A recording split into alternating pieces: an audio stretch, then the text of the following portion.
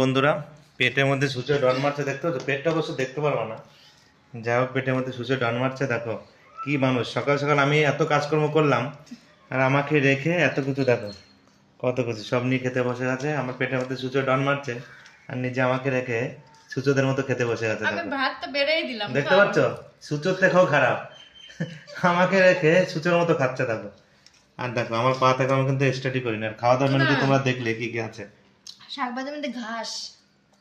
আর বন্ধুরা দেখো, এই যে গিন্নি শাক ভাজা করেছে, শাক ভাজার মধ্যে ঘাস। করিনি, ওই রান্না করেছি। শাক ভাজার মধ্যে ঘাস, ঠিক আছে, দুর্ব পাতা দু একটা থাকা বলো ভিতরে। একটা না, অনেক। তা বলো কেমন হয়েছে রান্না বান্না আজকে? ভালো। রান্না ভালো হয়েছে, শাক ভাজাটা খুব সুন্দর হয়েছে। যাই হোক, আমি বললাম শাক ভাজায় বালি শুনো শান্তি।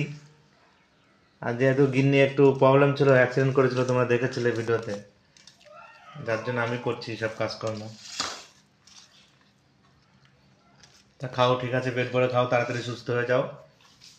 আর বন্ধুরা, তোমরা আমাদের বেশি বেশি করে পেজটাকে ফলো করো, ভিডিওগুলো লাইক কমেন্ট শেয়ার করো, আর যেভাবে সাপোর্ট করছো ভেবে আমাদের পাশে থাকো।